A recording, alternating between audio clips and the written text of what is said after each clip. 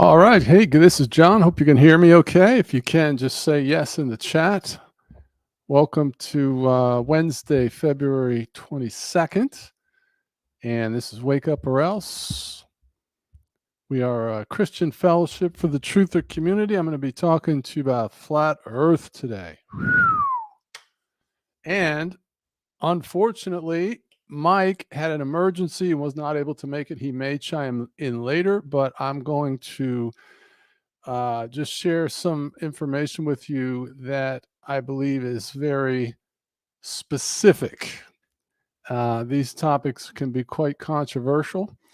And so what I'm going to share with you today is really awesome. So can you guys hear me okay? Just let me know in the chat. Welcome everyone. Red Storm, dog named Boo, Ren, I got it right. Carl and Gina, Dan, good to see you guys.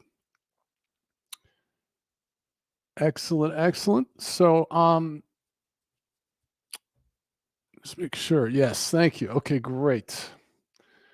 Right on, right on. So I'm going to get right into info. A couple of quick announcements. I will be starting the state national support calls again, starting next Monday at 8 p.m. Eastern. Will be every Monday on the freeconferencecall.com bridge. So you go to free conference call, use the password wake up or else. And we're over there talking about the next frontier for truthers. Okay. So if you're a truther, you are consuming all of this truth. And still, though, when we get pulled over by law enforcement, we are under their jurisdiction.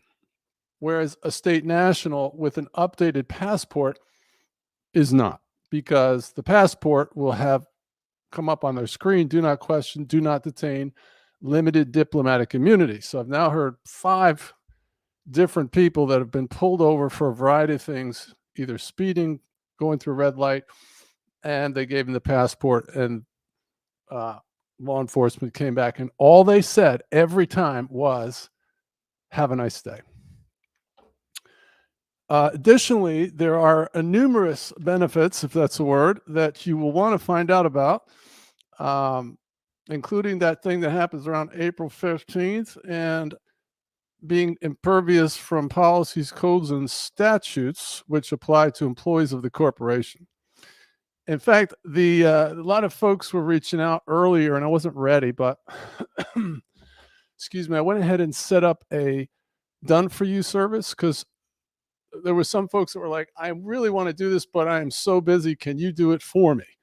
And I wasn't able to do that, but now I have that set up. So if you want a turnkey solution to getting your state national status, your passport, and the things that come after that, just go to the website, wakeuporelse.com, click the state national tab, and there's info on the done for you service. So you can get this thing rolling. Got some folks that are taking advantage of that. And then I did write a book, which is the main thing I was doing in the last couple of months when I wasn't posting. That will be hopefully releasing that in a couple of weeks. The Conspiracy Theorist Survival Guide, Advice for Truthers. That'll be on Amazon. And so what we're talking about tonight is, of course, a mind-bending topic. Understandably, it's hard to believe because it's such a gigantic deception that you think, well, how could they possibly do it? But that's not proof that it isn't happening. The idea that it's unlikely is not proof. What's proof are observable empirical evidences, like what's sorry, I thought I was sharing my screen. Let me go back. Evidences that you can observe are proof. So I made this little cartoon here. So the people on the left standing on the ball, the unconvinced person is saying, I can see the city even though it's behind the curve. And then the truther next to him is saying, you're crazy. And then over here, you have the truther saying, I can see Chicago because the earth is flat. And then the unconvinced person saying, "You're crazy." So that's our world. That's the world we're in. And so I have a specific goal in mind for doing this. And the goal is, first of all, not to really suggest that our position is proven through one example. That's not really fair. It's not my objective, but rather to simply try to attempt to establish mutual respect between the two parties that see things differently regarding a topic like this that's so polarized. Um, so essentially, you ask someone, does this seem rational? You can't see the building, it's on the other side. Would you have to be crazy to believe that? Yes, I think most people would agree. When you look at it like this, and if you can see the city, even though it should be obscured behind curvature, would you be crazy for suggesting that? I don't think so, because otherwise you wouldn't be able to see it. So the purpose of this challenge is, first of all, to encourage truthers to stop accepting the shaming that is constantly being used to silence us.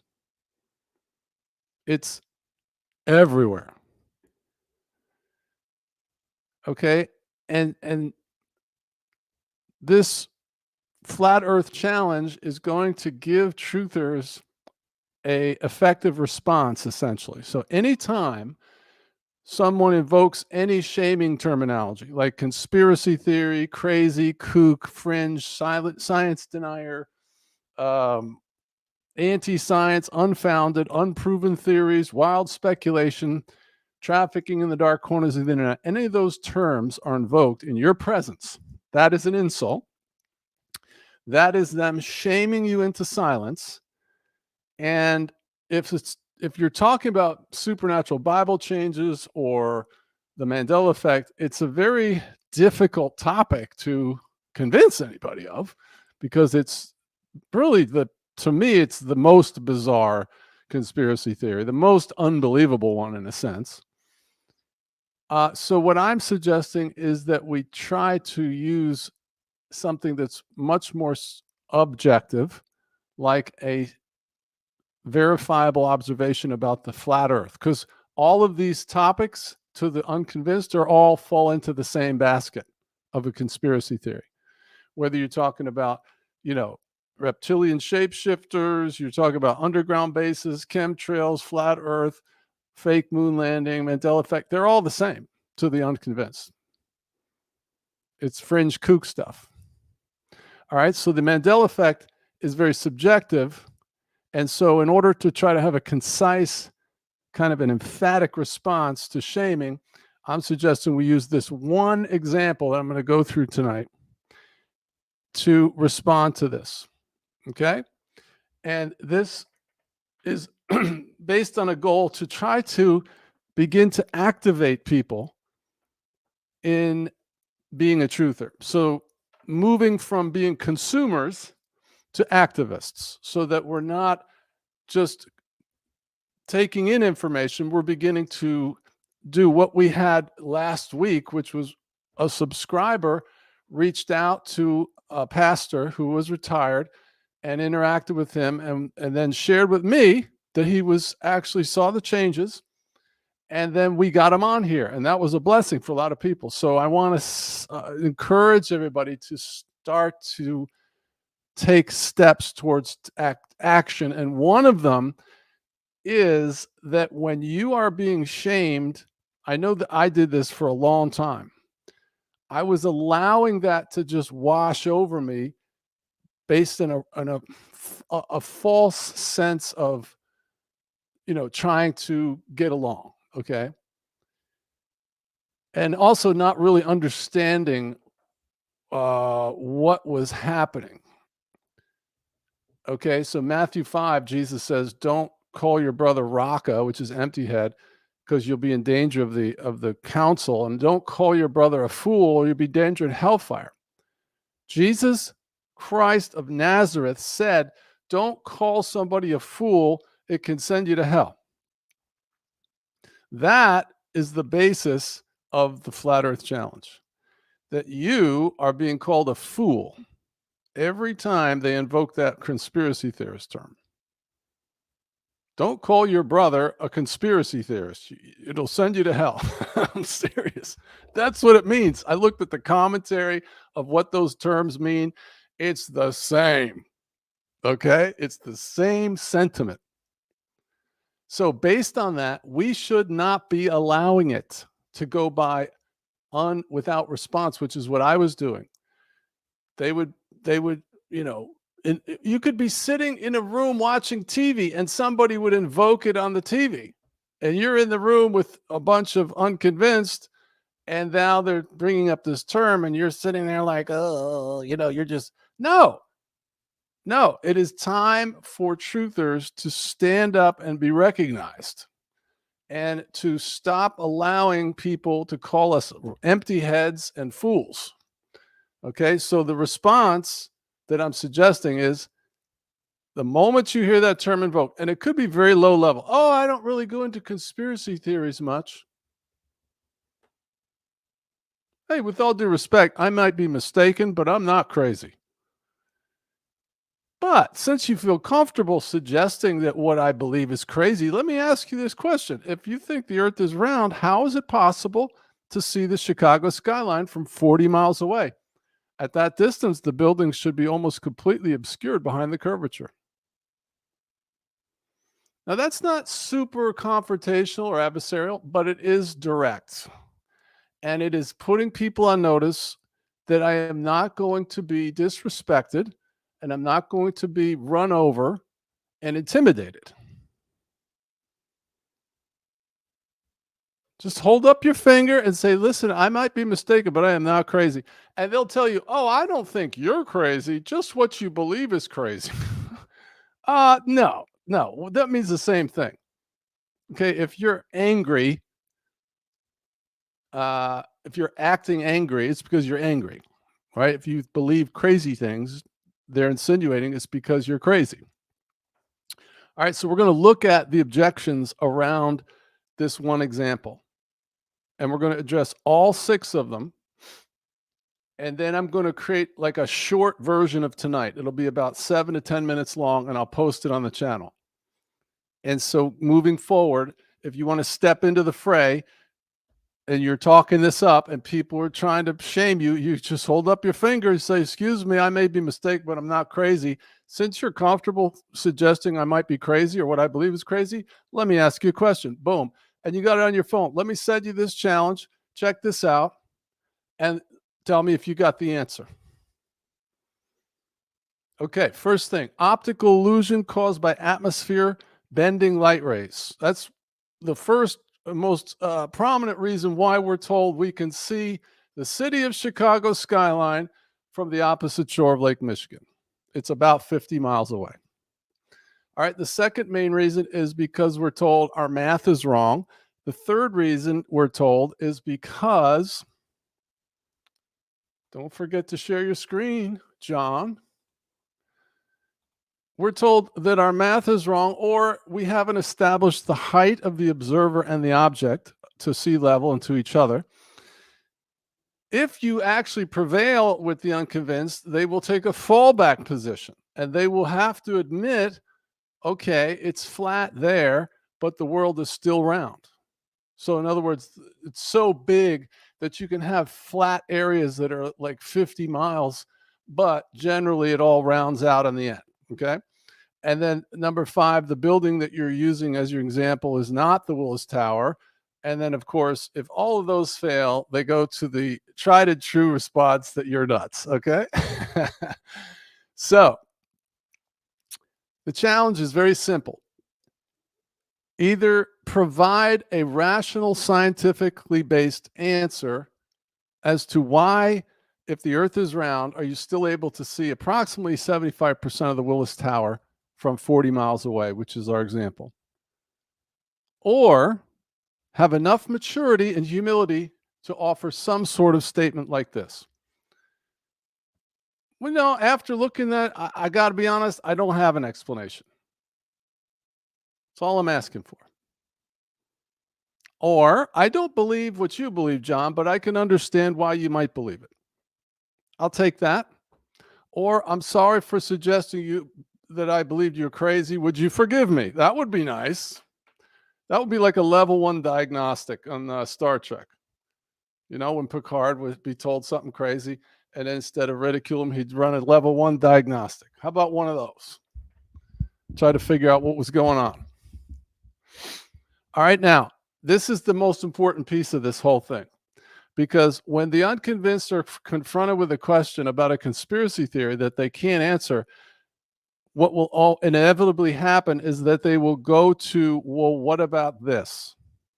Okay, so the whole premise of this is that you, as the truther, refuse to change the subject. You're a one-trick pony. Okay, you have one question only. You refuse to move off of that question until they either challenge your observations directly, or give up and go away, or they tell you, I don't have an answer for you.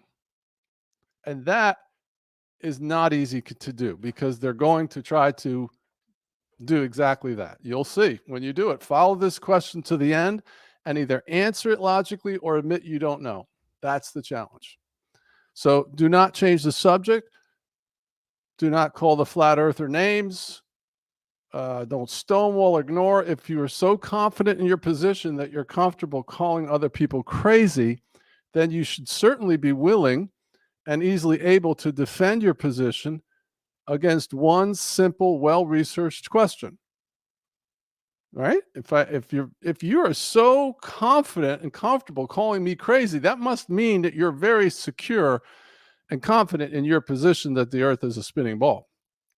So you shouldn't freak out and get triggered and start calling me names just because I'm pointing something out that you can't just, like, right off the top of your head come up with an answer for, right? All right, so just to go one more time here, this is the challenge in detail. If the earth is round, why am I able to see the Willis Tower? The rules are, I will not answer any other question. What about this? And I guarantee you people are going to post other questions in the chat. They're going to ask me about the seasons, or, why can I see the moon upside down in Australia? Or why do the stars spin the other way? Or whatever the question is. My answer will be silence. Or if you insult me, I'll delete you. Right? Because I'm not going to entertain people that are adversarial, just people that are generally on the search for truth. And the idea that the science has already proven, oh, we've known the earth was round for thousands of years, when the guy saw the shadows in the well. Well, the guy based his decision on a misperception that the sun was 90 million miles away. So, no, we haven't. And science is never like that. Science is always inquisitive, and science is always open to new hypothesis or examination. All right? And so the things that we're going to eliminate today are that we can see the city, the skyline, because of any type of atmospheric issue. We're going to address the fact that it's flat here in Lake Michigan, but everywhere else it's round. We're going to dispel that. We're going to completely dispel the idea that our measurements are wrong. And we're going to clearly address the fact that we've established the height in relation to the observer and the object that we're observing. Okay, so I didn't do the 10-minute version of this, but I will, and we will put that into play for you, okay? So first objection is, the reason you can see the city is it's an optical illusion caused by either atmospheric lensing, looming, or a superior mirage, or any type of atmospheric thing can cause this. All right, so first thing I did was I went out to the data sphere and I looked for the high-level math on this topic. So this was a YouTube channel I found, Particular Dynamics. He had one in a series physical ray tracing. This is light rays in a standard atmosphere. And the first point I'd like to make is that at this level, most of us on this transmission and will listen to this would not be able to know if math guy is actually correct or not. So unless I have a math guy in my back pocket that can counteract his math, then we essentially are at math guy's mercy to some degree. Okay, now let me just explain what math guy is saying and then show you why I believe math guy is inaccurate in his conclusion. So what he says is, I'll take these equations which were developed in the previous video and apply them to the atmosphere. He says, to do that, I'll need a model for the speed of light in the atmosphere. The speed of light in the atmosphere is the speed of light in a vacuum divided by the refractive index.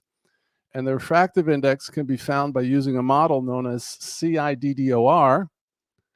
This model describes the refractive index given a temperature and a pressure to describe the temperature and pressure of the atmosphere.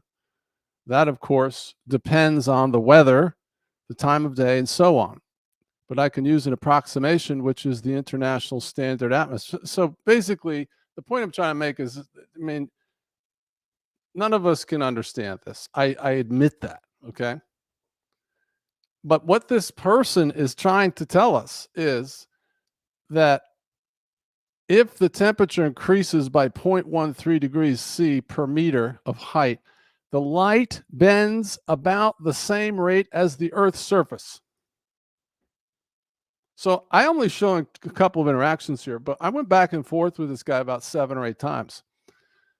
And he never gave me a straight answer. And I'm asking him very specifically, are you trying to tell me that the entire image of an entire skyline is being projected around corners because of atmospheric conditions? And in other words, all day long, everybody can see the skyline, even though it's hidden behind 1,500 feet of curvature. I find that hard to believe. And he never directly answered my question. He just sidestepped it and basically was saying, well, you have to call the local weather people to make sure your conditions are right and blah, blah, blah. And so I don't believe that the math tells you that the entire skyline can go around corners. Do you?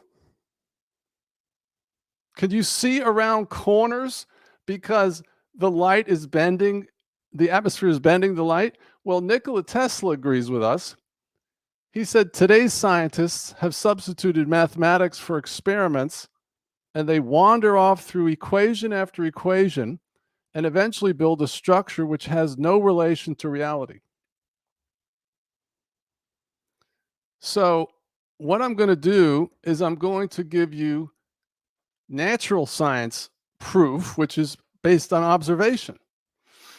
And the videos are little excerpts from Rob Skiba's video that he finally said, I'm going to dispel the idea that this is a mirage or it's looming or it's lensing, atmospheric lensing. I'm going to rent a boat up on Lake Michigan, and I'm going to drive the boat all the way across the lake and film the entire time. Now, if it's a superior mirage or any of these atmospheric conditions, at some point between the starting point and getting close, it's going to, disappear, and you're going to know it was an atmosphere or a mirage. You've all seen mirages. As you get closer to them, they disappear, right?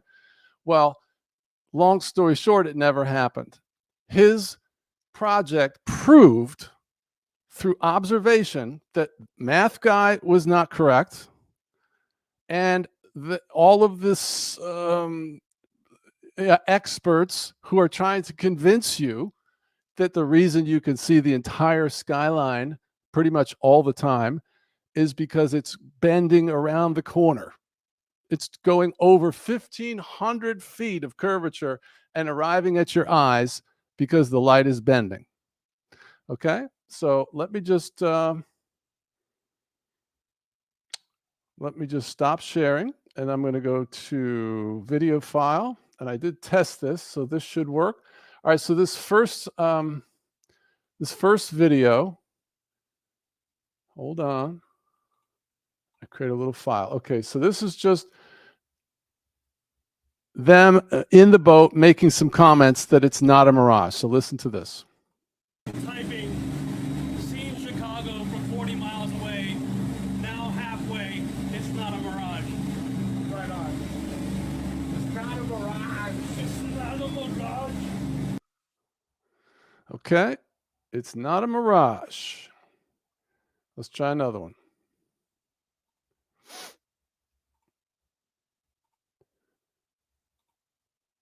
All right, this one he says, I'm halfway there and it hasn't disappeared. My captain's license in 1985.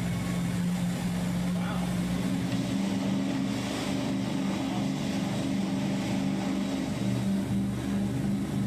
Almost halfway. Almost halfway. What's that? Almost halfway. To the mirage. Yeah, that's the mirage. I'm waiting for the mirage to come down and meet the city. Yeah, Better hurry. better hurry up. Okay, so you guys can hear that okay, right? I did test that and it did come through. He said we already almost halfway and it hasn't come down to meet the city, so it's not a mirage. All right, now this next one, he actually talks about mirage and gives an example. Hey, man. While we're on the Can you boat, guys hear the audio on the video okay? So, Rob, explain what you're seeing on the haze. Purple haze, man. Well, see what a lot of people mistake as a curve. It's Yeah. the haze. I've become more and more convinced that what we think is the water being obscuring the bottom of ships is the same illusion that we see when we see cars driving out in front of you on a long straight road. Yeah. It looks like the car disappears wheel first into the road, and it looks like it's almost going into water. But it's not. It's just a mirage. And then when you drive to the same spot, the car that disappeared in front of you, when you drive to that same spot, now all of a sudden you disappeared to the guy behind you. Right. So I believe that what we may be looking at is an optical illusion. Well- I mean, if we want to talk about a mirage, that's not a mirage. That's not a mirage. But when we see things disappear, I think that what we're seeing is disappearing due to a mirage-like effect of the water, and we can see the haze at the bottom of the city right there, obscuring. Well, and that's go ahead. Go ahead. Obscuring the haze right now is obscuring the bottom of the city. You can see that right there. But I think that we also see the same effect with water. The water can do the same, create the same type of illusion that we're seeing with the haze right there, obscuring the lower part of the city or a boat or whatever you're looking at across the way. There it is right there. Okay, so there it is about halfway. This building right here is the Willis Tower right there. Now I'm going to show you exactly how at 40 miles how you're going to be able to see most of that building, which would be impossible. All right, so that was him talking about the optical illusion of a mirage is not fitting the experience that they're having as they're riding across the lake. The image of it never went away. All right, and here they are about 8 miles away from the city. And we were about 8 nautical miles off the coast of Chicago there, and didn't really see any need to go any further. We saw everything we needed to see, and we were running kind of late, needed to get back, and actually running a little bit low on fuel too. So I said, yep, just head back. I'm going to set up some cameras and point them at the city so we could watch it the whole way back and show everybody that it's not a mirage. That's the road right here. That's the road. Absolutely. All right. I mean, so, we're out here, all of us, we don't have like unlimited resources. We don't have the ability to just, throw tens of thousands of dollars at proving our point. And we're not like mathematical. We don't have access to PhD level people that can corroborate our math is correct. So we're forced to rely on something like natural sciences and observations, right? And what we're being told by the data sphere is that the ability to see the entire skyline 40 miles away is because the image is being projected around about 1,100 feet of curvature on an arc, and then it's hitting your eyes. And what you're being asked to believe in this video, which, let's just assume it's not faked, right? He's in the boat, and the entire time the city is in his view. It never disappeared. Now, that would happen if it was a superior mirage. It would disappear at some point. So, in my humble opinion, this video absolutely eliminated a superior mirage as the reason by observation. My eyes are not lying to me. It also completely eliminates the possibility that it is atmospheric lensing or looming, because you would also have a similar result. You wouldn't see it in the camera the whole time he was traveling across the lake. All right, one last video, little short video that is probably the most important one, which is the captain testifying that he sees the entire skyline just about every day. Here it comes. That is a heck of a mirage right there. Yeah. And hey, just so you know, this whole time, what has been our heading?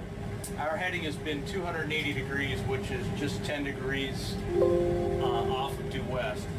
But we also were using, what was our focal point? Our focal point was the Sears Tower. Which is also known as the Willis Tower, right? Yes, the Willis Tower. The Willis Tower, and we could see it the entire time. We can see it the entire time, and every morning that I fish, I can usually see 2 of the 3. And then when the sun hits the city, you can see 3 of the 3. All right, you guys catch that? This gentleman here owns a fishing business where he takes a charter boat business. And he just said, I'll play it again, every day I come out here, I can see at least 2 of the 3 tallest buildings, and usually if the sun's good, 3 of the 3. So his testimony is that pretty much every day he could see the whole skyline. Now, again, the atmospheric conditions required for looming or lensing or superior mirage are fairly rare. It wouldn't be every day. So that is very strong evidence that it is not atmospheric. Sun hits the fact city. That here, listen again. You can see 3 of the 3 almost every morning, as long as it's clear. And is it because there's a haze and you finally cutting through the haze? Yeah, it finally cuts through the haze. The sun angle, as soon as it gets high enough, it hits that white building and it just shines. Gotcha. All right, that's potent. All right, so based on those videos, I'm saying it's not a superior mirage, it's not atmospheric lensing, and it's not looming. And the captain said he could see the skyline almost every day. So this is further proof it's not anything caused by atmospheric conditions. All right, so the thing that we're going to use as a measuring rod is the Willis Tower. There it is. Here it comes. Hold on. Share screen. All right, so the Willis Tower is 1,451 feet tall, 110-story building. There's the address. Okay.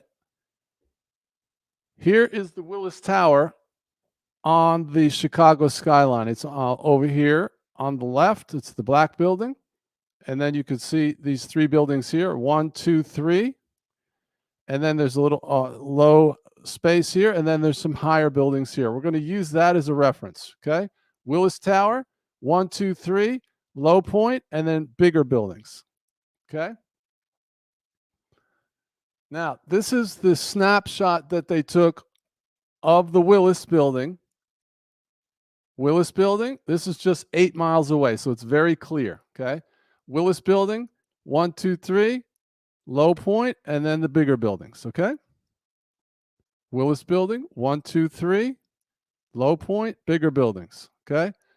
Here it is again. Willis Tower, 1, 2, 3, low point, bigger buildings. So I don't want anyone to suggest when I show you the Willis Tower from 40 miles away that it's not the Willis Tower. That's my goal. That is the Willis Tower right there. No question about it. Okay? Now, Here's the Willis Tower from 31 statute miles, 31 not nautical, but actual miles. So here's the Willis Tower, 1, 2, 3, low point, and the higher buildings. You guys with me?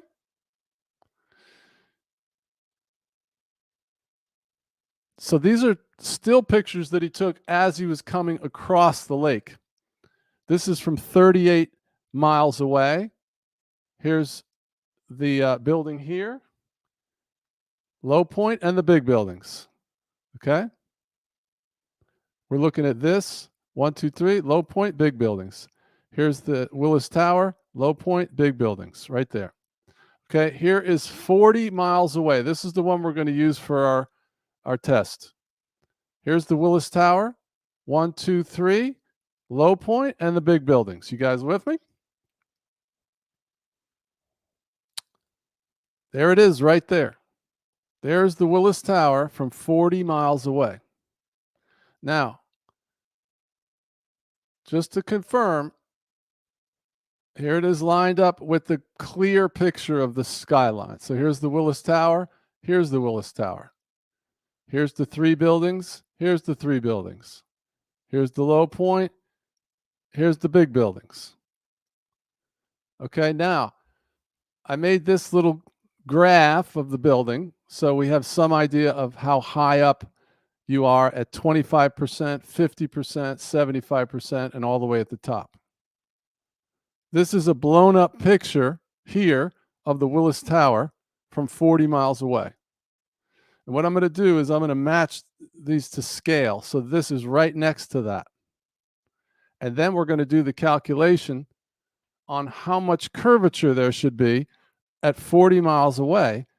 And we're going to see if this jives. If the Earth is round, we should only probably see about this much. We should only see from about here up, okay?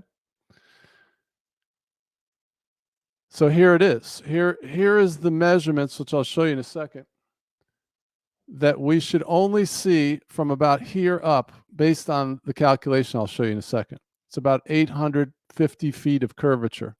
Should be obscuring most of the building. But as you can plainly see right here, you can see almost the entire building.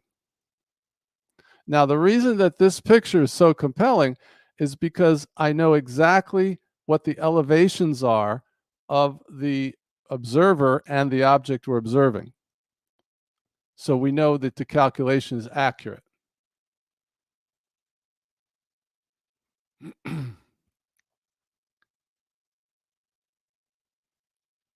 All right, so let me just look at this real quick.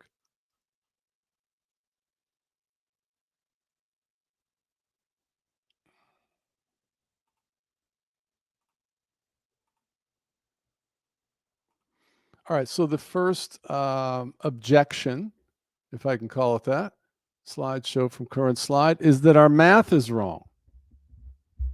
Our math is wrong. This was one example of this on the data sphere.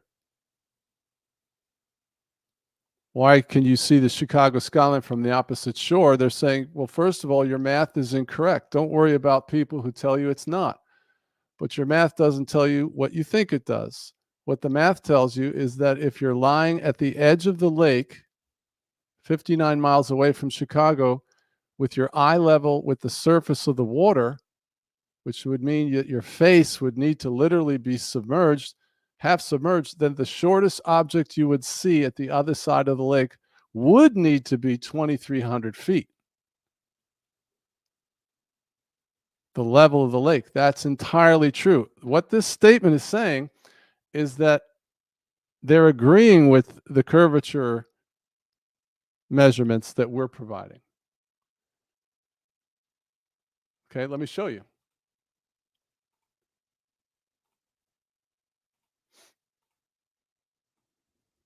Okay, so he's saying if you're right at the surface of the lake, 59 miles would give you 2,320 feet of curvature. Okay, this is one of 4 calculators that are available online. 59 miles, and we'll just put like 0.1 feet. You can see that this calculator returns a number of 2290, and it's about exactly what he's saying, right? 2300. So this person that's telling us that our math is incorrect is actually agreeing with us. His argument is based on the fact that the observer might be up on a tower, right? So if you're up high, yes, you'd be able to see farther. But the other objection is that I'm missing something here, that our math is based on plane trigonometry and not spherical trigonometry. This is a new attack vector that the naysayers are trying to put forward, that our math is incorrect. And so I got this from Eric Dubé's video, where he's actually quoting William Carpenter on what is called plane sailing. This is how ships have navigated for the last 1,000 years. And he says ship captains, in navigating great distances at sea, never need to factor the supposed curvature of the Earth into their calculations. Both plane sailing and great circle sailing, the most popular navigation methods, use plane, not spherical trigonometry, making all mathematical calculations on the assumption that the Earth is perfectly flat. This is reality, okay? So a lot of times what debunkers do is they just throw up a lie and hope that most people don't research it like I am. And that's true. That's what they're doing. But I'm here standing on the wall trying to live in the light, okay? So what is the reality is that mariners, all the ships you ever saw use the plane trigonometry, not spherical trigonometry. So the naysayers are wrong or lying, one or the other. If the Earth were in fact a sphere, such an errant assumption would lead to constantly glaring inaccuracies. Plane sailing has worked perfectly fine in both theory and practice for thousands of years, and plane trigonometry has time and again proven more accurate than spherical trigonometry in determining distances across the oceans. It is so commonly used at sea, navigation in theory and practice states that, in practice, scarcely any other rules are used but those derived from plane sailing. The great and serious objection to plane sailing is that longitude cannot be found by it accurately, although in practice it is more frequently found by it than any other method. So both latitude and longitude are found most often and most accurately by assuming Earth to be flat, more accurately than assuming the Earth to be spherical. So in response to those that would say that our math is wrong, we disagree. Okay? So here it is. You might start by checking your math. You're calculating the drop at 8 inches per mile, which is wrong. It's wrong for a lot of reasons, but the biggest is that 59 miles is measured along the curved surface of the Earth, not along straight base of a Pythagorean triangle set on a plane. Wrong! We disagree. Go away. Okay? And this particular guy is actually agreeing with us because we are about 4 feet difference. And I'll show you in a second. Okay, the other thing that's very compelling to me is that I went out and I found 4 different calculators online that calculate curvature. And I put in 54 miles at a 6 feet tall. And look at what I got, 1,536 feet. 1536, 1536. This one had a little bit different result, and this one was a little bit different, but they're all pretty much the same, right? So whoever is trying to do damage control on the flat Earth movement is throwing out this idea that your math is wrong. So let me get this straight with all due respect. You're telling me that all the people at MIT that did this one and all these other people who are PhDs and they're math giants are all wrong, and and they've been wrong because these things have been around for years, right? But you are right. I'm going to press the no button on that. Okay, you guys with me? Your math is correct.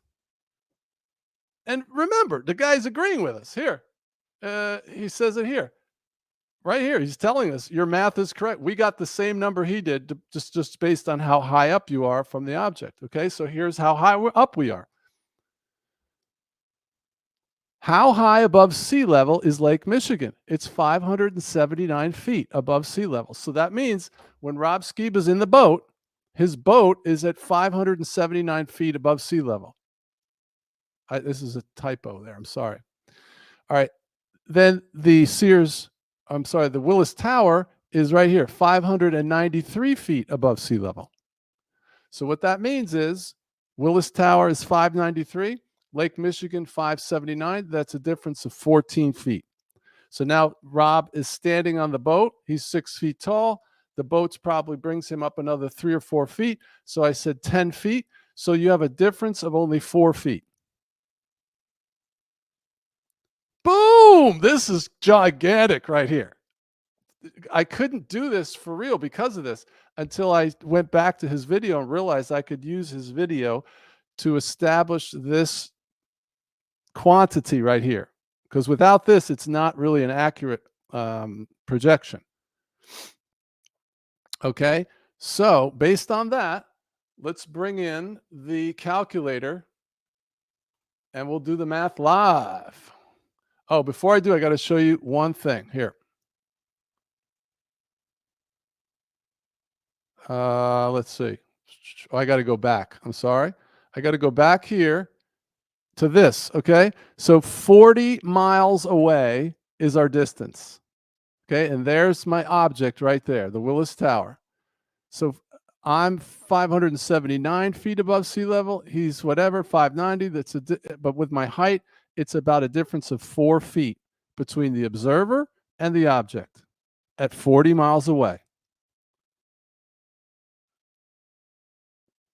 Okay, now, this is United States Geological Service. Tells you the height. Okay, so here comes the curvature calculator. If I'm 40 miles away and I'm 4 feet of difference, I should have 940 feet of curvature, obscuring my ability to see the tower. Okay, 940.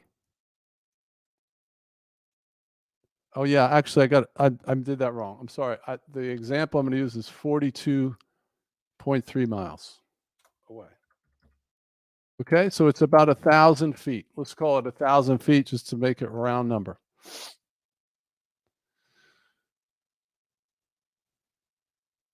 All right, so here is where Rob started from. This is Salmon Hunter Charters. This is where, from the video, I found where he left from.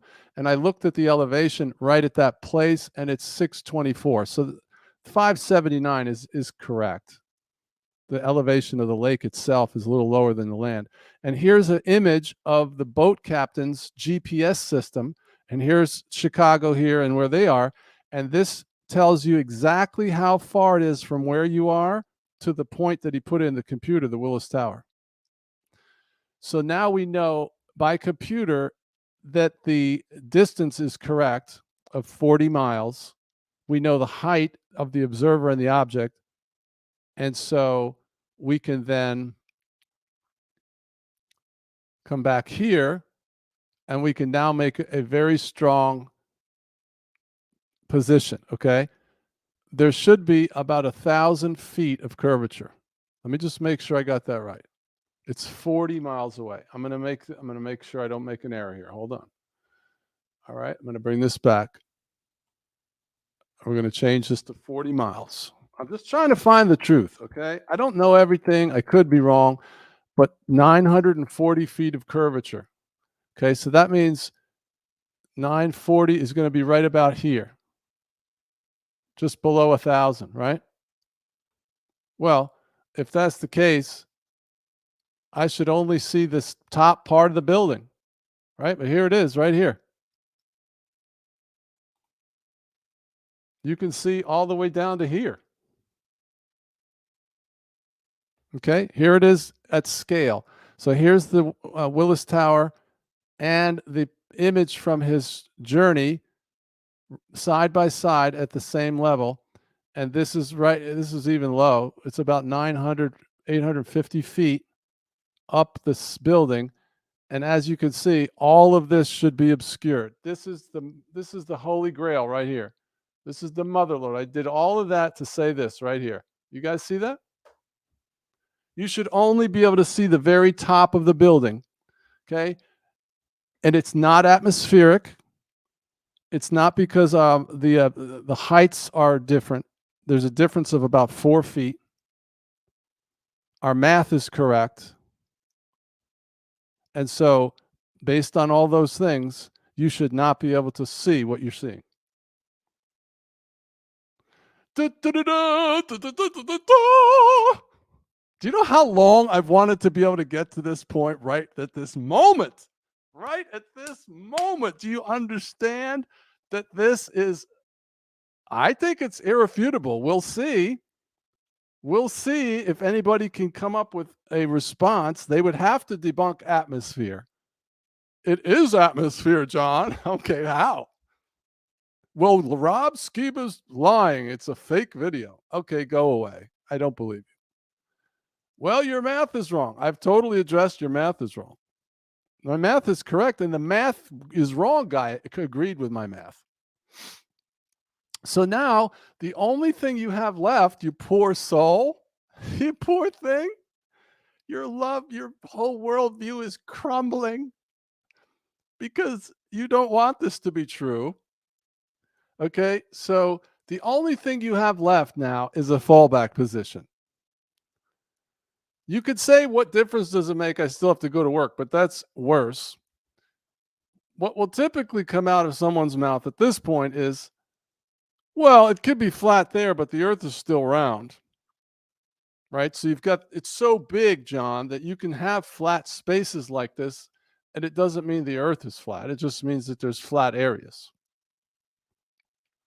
Really? You're going to go with that? All right, let's see if we can't address that suggestion, because it's a fair response, but it's your last one.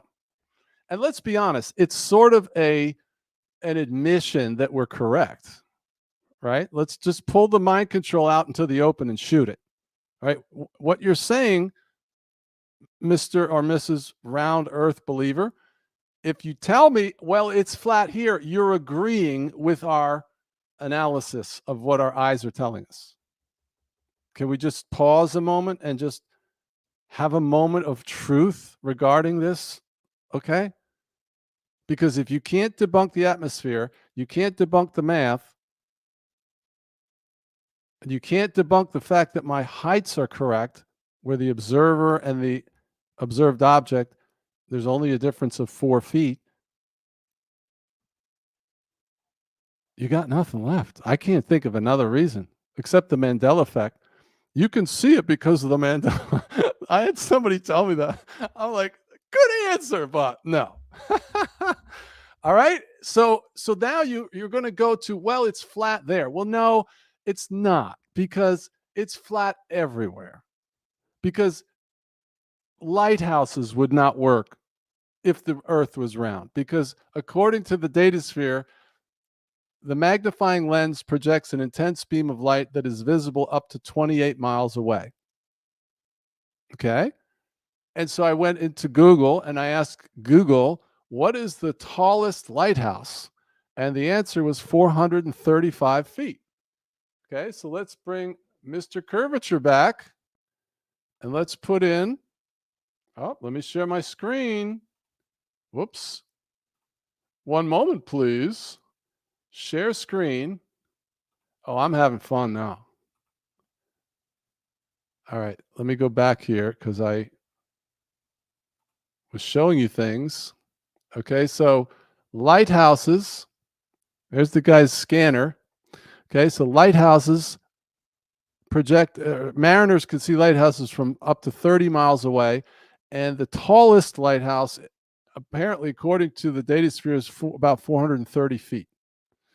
All right, so if we were to calculate 30 miles of ocean, and again, you're about 10 feet off of the deck, that's 455 feet of curvature. Let's try 20 feet. Yeah, even if you're 20 feet off the deck, it's still 400 feet of curvature that you are blocking. The tallest lighthouse is 400 feet. So that creates a problem. Okay, and now there's also microwave communication. There's something called direct line of sight microwave. Now, I looked into this. I can't say this is absolutely conclusive, but let me just show you what they are, okay? So the requirement of a line of sight limits the separation between stations to the visual horizon to about 30 to 50 miles. So they're actually acknowledging this doesn't work. You know, the curvature of the Earth is actually a factor that they are considering. But I think that's just for our consumption. For longer distances, the receiving station could function as a relay. All right, so microwave link structure, they say to achieve point-to-point radio links, antennas are placed on a tower or other tall structure at sufficient height to provide a direct, unobstructed line of sight path between a transmitter and receiver sites. Now, I went to this website. These guys manufacture these microwave direct line of sight equipment. And what they say right here is line of sight links are limited in distance by the curvature of the Earth, obstacles along the path, and free space loss. Average distances conservatively are 25 to 30 miles, although distances up to 100 miles can be used. So these things are typically not like super gigantically tall. At 100 miles, you would need a tower that was 4,000 feet tall for it to be able to go around the curve. So that's a tough one for me to really prove, but railguns aren't. A railgun projectile without the ability to change course can hit a fast-moving missile at a maximum range of 35 miles. Huh! 35 miles in a perfectly straight line, okay? So let me just bring in Mr. Calculator one more time. If you shoot a railgun projectile 35 miles, even if you're 20 feet off of the water, you know, there's almost 600 feet of curvature to hit the target 35 miles away. It's impossible. Now, I could also have brought in 20 examples of pictures of things that are far away, like this. I got this from Eric Dubé's video. All right. Weather balloon footage, it's perfectly flat. Or the view from Mount Everest, there's no curve. And if you look to the sides, there's no curve. Salt flats. I did it myself at Myrtle Beach. I found out how far the hotel was down the, looking down the beach. It was like 30 miles away, and I had binoculars. I could see the very bottom of the hotel. It would have been impossible. So you could do this yourself. Everywhere you go, it's not round, right? So if it's round, why is it flat? And the idea that the Earth isn't literally flat, we know that. So this graphic shows you, that if large bodies of water are parallel to the same datum line over thousands of miles, it's not a globe, it's a level plane. So it's flat. You can have peaks and valleys, but it's not a round ball based on observation and experience. And the way we observe water acting is this. It's always level. And then if you have water in a beaker tilting like this, it is going to be level like that. it's not going to do this, which is what we're being asked to believe, where the water on the ball is now tilting or bending or following the contour of, it's ridiculous. If the earth is round, why is it flat?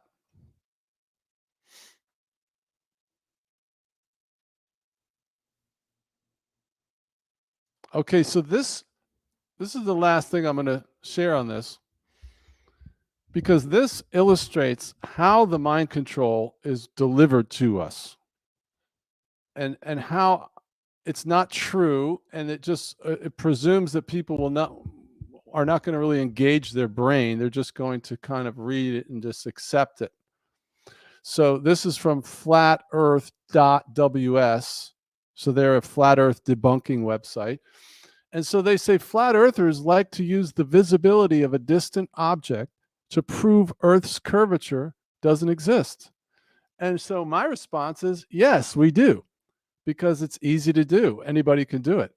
And you don't have to have a PhD to understand it, like they will always tell you that you do. All right. So then this guy says, or whoever they are, very often they fail to account for observers' height and atmosphere refraction. Well, in the case of Rob Skiba's video, I accounted for both the observer's height, the height of the observed object, and atmospheric refraction. So this is not applying to me, right? Or they make other mistakes like unit conversion errors, distance calculation errors. I documented all of these things. So I don't know, unit conversion. I'm not converting to metric or anything. And my distances were absolutely correct because it's using the technology from the boat. Okay, unless all 4 calculations are making conversion errors, then this has been addressed also.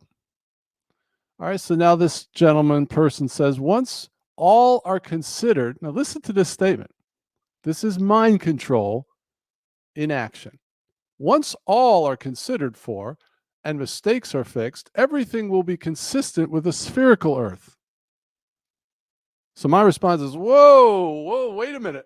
How did you jump to that conclusion? All the science points to flat, stationary, not round spinning. So let me unpack this. He's saying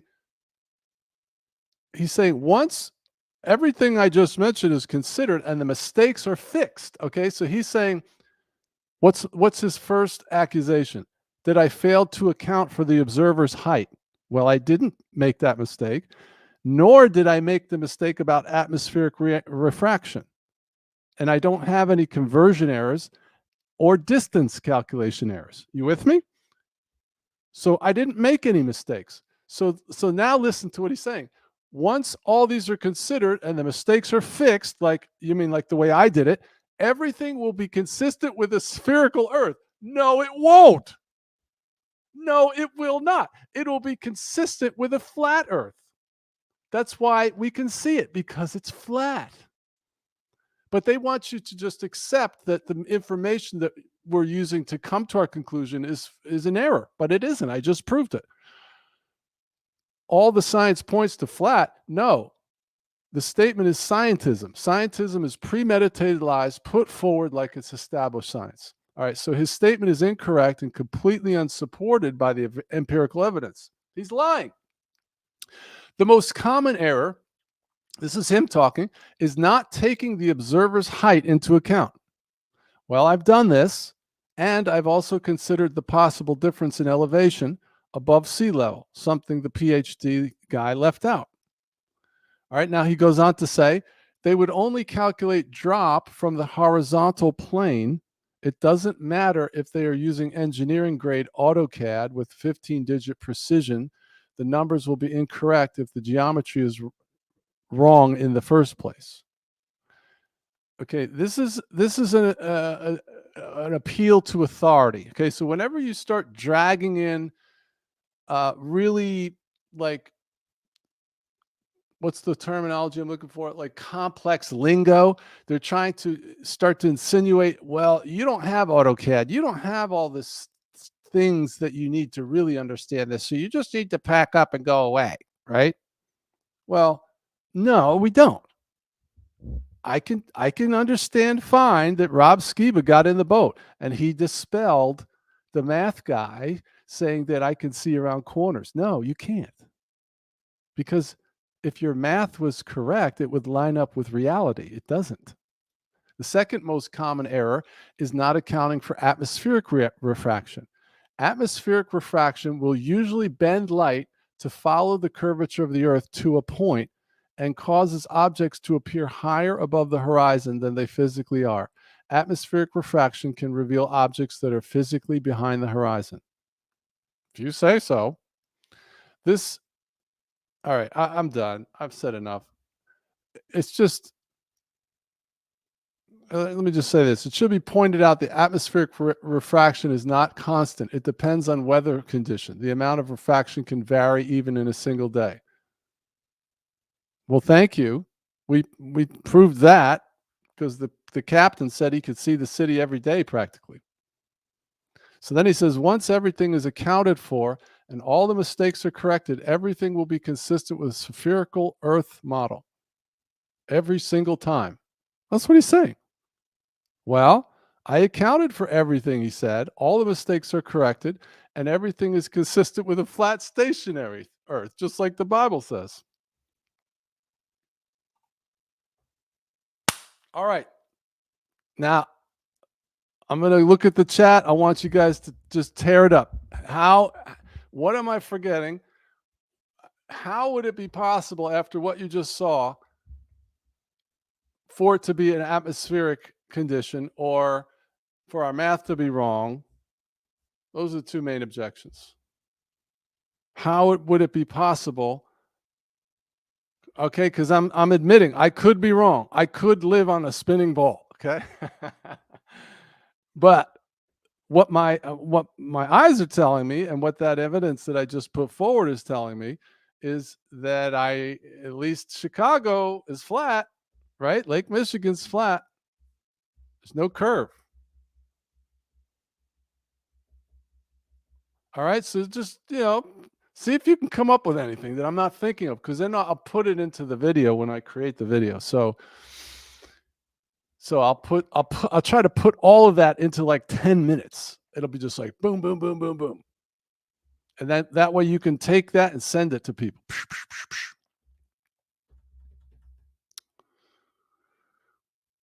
Okay, so right?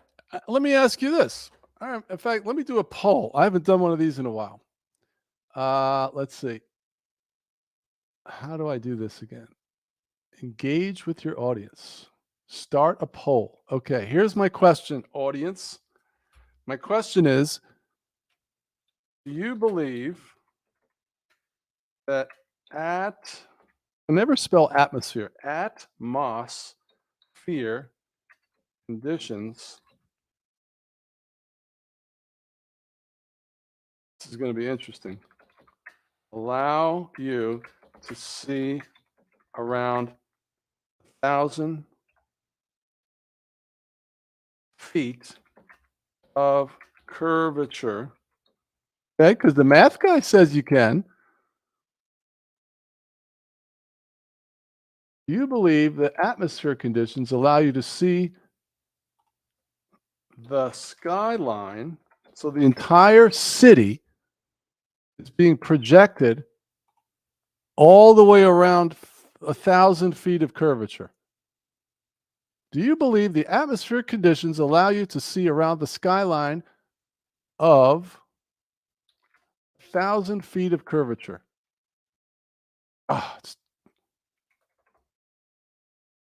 Okay, 99 letters. Okay, boom, there you go.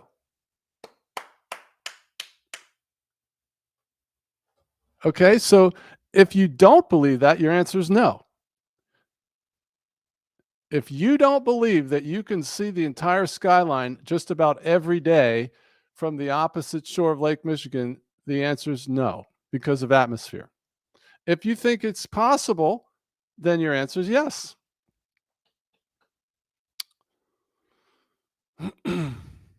I think it's ridiculous, honestly.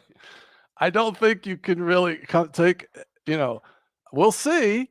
The challenge is out. It's out there. We'll see. I can guarantee you one thing, I'm going to get questions about other stuff because that's all you can do. Um, but any question about other stuff, I'm not, I'll just say, please answer the question.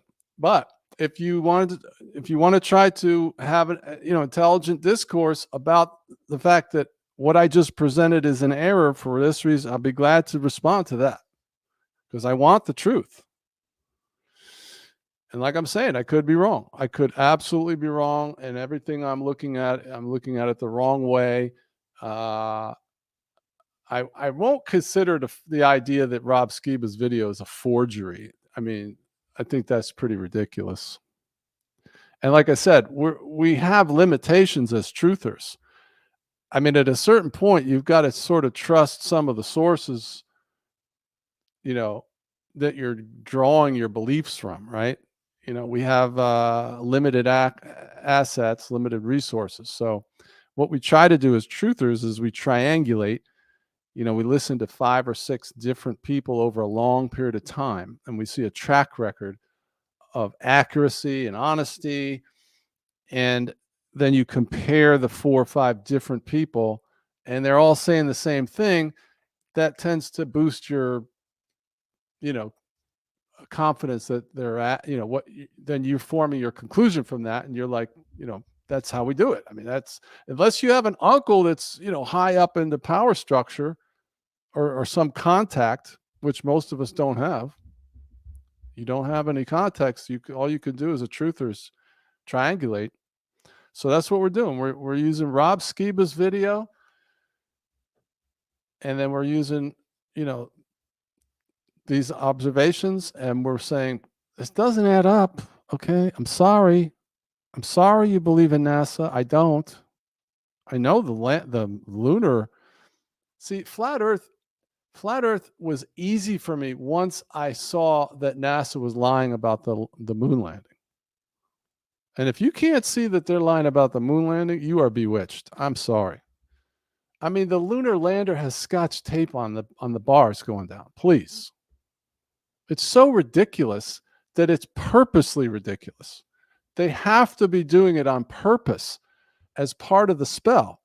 I know that's true. I know they do that. It's part of the incantation to put ridiculously obvious clues into the fake event. Because when you gloss over that, it basically is it's a pseudo permission to the demons to bewitch you, because you're not engaging your will. So a lot of us have seen the crisis actor lady who was at the Boston bombing, and she was at this 3 other events over the course of 6 months. And then somebody put it all together. Here she is here, and her hair is red. Here she is here, hair blonde, brunette, and then she got glasses over here. It was the exact same lady at 4 different events on CNN where there were shootings, okay? So my thing is, okay, they're using crisis actors to try to convince us these events are real. But are they that dumb that they would actually use the same lady for 4 of them? No, that's on purpose. So that you'll see the same lady at 4 different events and just go, because your brain is shut off. I mean, it's all of us were like that. I'm not looking down my nose at anybody. I was a normie until I was like 55 years old. So all our brains were shut off. So they do it on purpose. They show you the ISS guys on wires on purpose, because they get what's called duper's delight too. They look at us like we're so stupid. They can't even tell that we went to the moon like 50 years ago or something. And then they're still going, and now we're going to do this. And it's just stringing us along. And they put this stuff in front of us. and we just gobble it up. And so they go, let's try this. Oh, they'll never go for that. Oh, yeah, they will. And then they do it like a car in space, with Tesla. I mean, how ridiculous. And then we go for it. I mean, the populace goes for it. And then they're just sitting back there, slapping their leg, laughing, and just thinking, oh my gosh, let's try this. All right, let's see how we did on this poll here. All right, so I got 20 votes and 100% said no.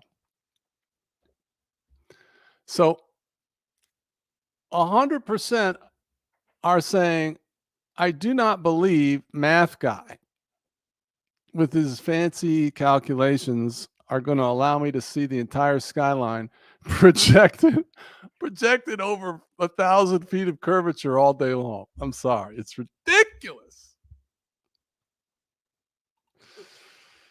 It's ridiculous. All right. So what do you guys think? I mean, am I missing anything? Is there any reason why that I didn't think of that this might be possible?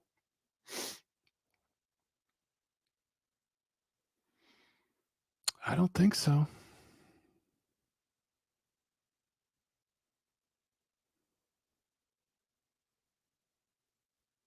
I'm just reading some of these chats here. Yeah, Rob Skiba in one of his conferences showed declassified docs from Russia in the 50s and 60s indicating the flat earth. Yeah, a lot of folks will say, what difference does it make? I still got to go to work. Are you joking? If the world was told one day that the earth is flat and it's got a dome over it, it would be the most profound event in all of recorded history, next to Jesus coming on the scene, because you would know the entire data sphere is lying. The governments are lying, academia, pharmaceutical, everybody, military, everybody know. They would all know, but they've lied to us. It would upend everything. And it would also be probably the greatest evangelical event in all of history because, right, I was told that the earth was formed, it was gases spinning, right, for billions of years. These gases were spinning and getting hotter and hotter.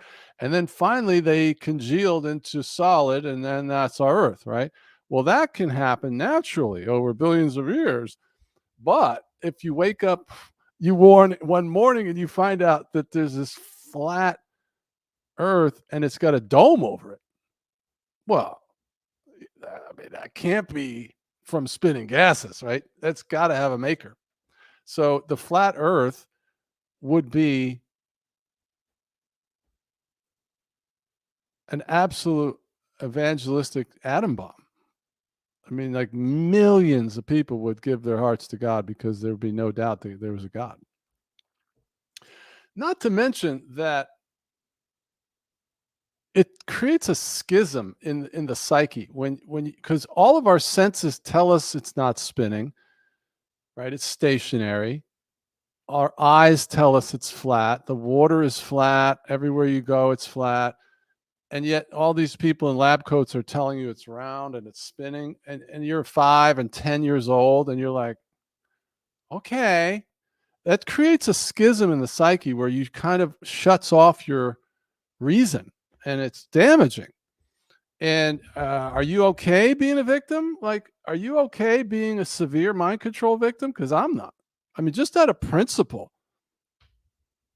And how many of you have, if you're not retired, you actually work for a living? Okay, so the idea that what difference does it make? I still have to go to work. Okay, we're all here, like involved in reality and working, right? So they're not mutually exclusive, right? Oh my gosh. All right, so Victoria says, Hendry calls spherical Earth the greatest lie ever told. If they can get you to believe that, right? if they could get you to believe that, what can't they get you to accept? Right. So it's another in a long line of domesticating events in our life to come in and do this lesser magic on us so that we'll surrender our cognitive abilities. But it also is the mother lode of humanism. So think monkey to the man picture, right? They put that in front of you when you were in kindergarten to teach you that God didn't create you, you evolved. Well, flat earth is the monkey to the man on steroids, because now you're not the apple of God's eye, this very special creation under a dome where God, it's the Bible says the earth is his footstool. It's literally like God's right up there, we're down here. No, you are this insignificant little speck in this unfathomably massive universe, which itself is just a speck among billions of other galaxies. So now you're just this nothing drifting through space. It demoralizes you. The heliocentric model is designed to demoralize you and to exalt Satan. The flat earth exalts the creator God, and it says in Romans 1 that all of creation testifies to God. If you can't understand earthly things, Jesus said, how will you understand spiritual things? This is important. All right, so Red Storm says, could be the great deception with aliens and all, a ball in space and a bunch of other balls floating around is pretty big. Yeah, they've been it sounds like they've been revving up the Project Bluebeam thing with the shooting down the UFOs over the last few weeks. I mean, I don't know if you saw our faithful president over in Ukraine last couple of days. He is revving up World War III. We're in World War III. I mean, it's pretty much happening. Whoo! All right, so Jason says governments that can get you to believe absurdities can get you to commit atrocities. Yeah, if you violate your conscience and your faculties long enough, they stop telling you. Like your conscience has a voice, but if you keep pressing on it with an iron, the Bible talks about your conscience being seared as with a hot iron, you start losing the capacity to discern. So I think that's the sort of one of the aspects of being a normie is they've just their discernment is fried. I mean, how else can you explain pastors who are like Jedi Knight level in the Bible, not just like what we all thought would happen? You did it, I did it. We all went to the pastors with our little list. We got 10, 15 Bible examples, and we're all giddy, thinking, oh, they're going to have their mind blown, and then you're going to strategize on how we're going to move forward, and blah, blah, how, oh my gosh, this is just this crazy time to be alive. And then they look at you like you have 3 heads, and then, they told you needed medication, it's just, they can't discern that their catastrophic memory failure is an indication that something unexplainable is happening. And they relegate what should be a violent volcanic failure of their memory. This is not misremembering, right? It's like your name has changed. And you just dismiss it. You violate all of the faculties of your soul, which God gave you to know right and wrong, as your conscience, your integrity, your intuition, all of those faculties.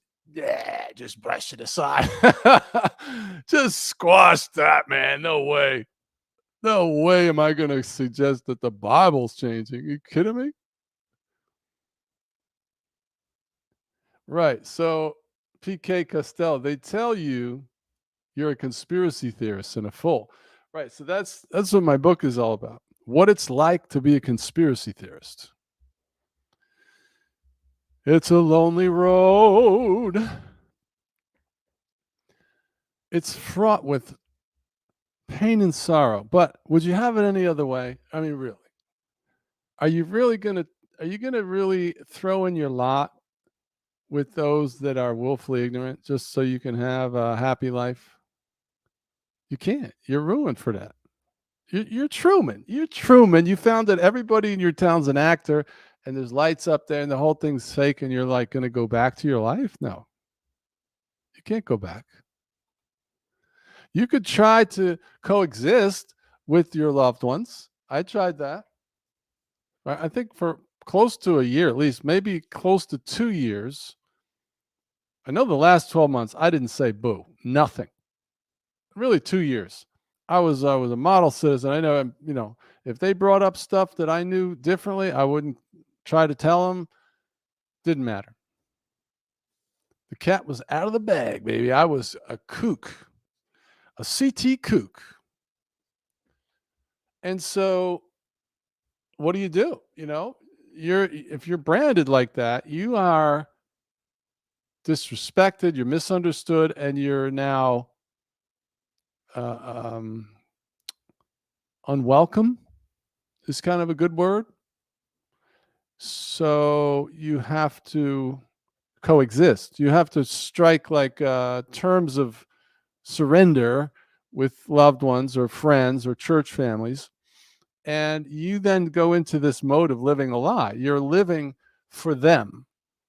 They don't change really to accommodate you. You change to accommodate them. So you stop, trying to care, right? You stop trying to fight as an activist, which I think all of us can pretty much see we better fight as activists, right?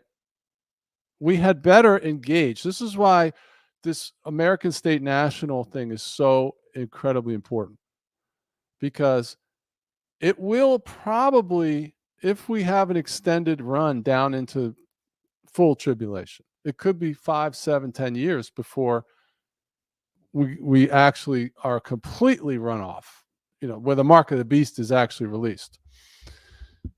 If that's the case, the fact that I'm no longer a 14th Amendment citizen, but I am what they call a non-resident alien or a state national. There's different terms that they have to describe this. It's a civil status. And it is clear that there are 2 civil statuses, and you can opt out of the one where you're an employee of the corporation, basically, and you can opt into the one where you're a free person. And when you go through the process of sending the affidavit and getting your passport corrected, you are now a free person, which means you are not subject to statutes, codes, and policies of the corporation anymore. I like to use the term or the example of using your blinker. Okay, but it's all of the policies of the corporation. If you don't use your blinker as a citizen, you can get a $180 ticket. And if you make a fuss about it, I'll tase you, I'll impound your car and put you in a cage for not using your blinker. Improper lane change, right? You want to be a truther and continue to live with that hanging over your head? Or having to shell out what happens on April 15th? You can keep doing that if you want and be afraid that you're going to be arrested. You're going to be arrested anyway. You understand? There's no more laying low. There's no more get along, whatever. It's time to fight. So show up next Monday on freeconferencecall.com. The password is Wake Up or Else at 8 p.m. and find out how to get free. It's pretty awesome. My passport has a mag strip in it. And if I get pulled over and they run it, up on the screen will come the words, do not question, do not detain, limited diplomatic immunity. I kid you not. It's not a license to sin or just run through red lights and they can't do anything. Because there's no injured party, there's no crime. I can give you case law for that. No injured party, no crime. They'll tell you, have a nice day. That's free. That's living in the truth. And I believe it's the next frontier for the truther community. And it's certainly a relevant thing to, worthy thing in the hour that we're in, because it could be difference between them taking your kids, CPS takes your kids or not, or, having all kinds of debts that could be discharged using all different manner of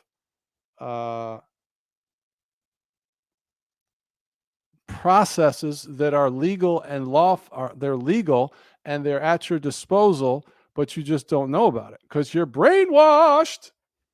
I'm sorry, truther. We've all been brainwashed by this unbelievable, complex web of deception that has ensnared us into loving our slavery, right? If somebody doesn't pay their taxes, everybody calls them a tax cheat. No, if somebody's being raped and they scratch the guy's eyes out and run away, they're not a crime thief for getting away, right? If somebody's accosted by a burglar and they kick him and punch him and run away, they're not a bad person for fighting off the person that was trying to kill them.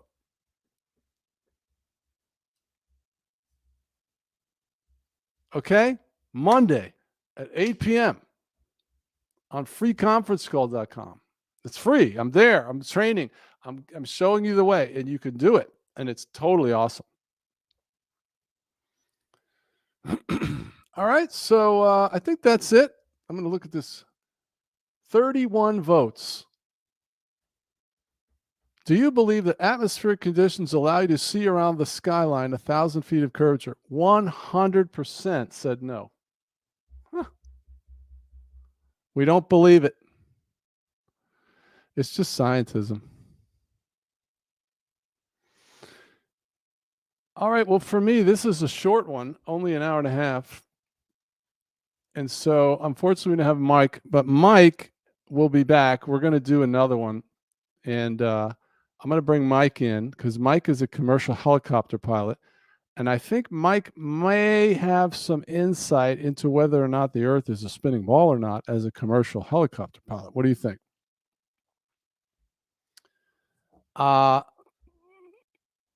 was asking him today, okay, I looked up, all right, if the Earth is a ball, right, and you're flying on a plane, unless you make a course correction, you're going to go right off into space. So if you're flying in a commercial airliner at 400 miles an hour, you would have to nose down every 10 minutes to avoid going up into space. Well, what Mike told me today was their gyroscopes automatically would indicate if gravity was causing that, because that's what they tell you, because that would be an adjustment of the direction. A little light would be blinking, and he says it never blinks. When I fly, it's straight and it's flat. Stuff like that. Most of us wouldn't know that, but Mike knows it. So when we get Mike back on here, we're going to do another flat Earth thing. We'll take calls. It's going to be pretty cool. But look for that. Look for the thing, the 10-minute version of this. Go over and check out the state national site, done for you process.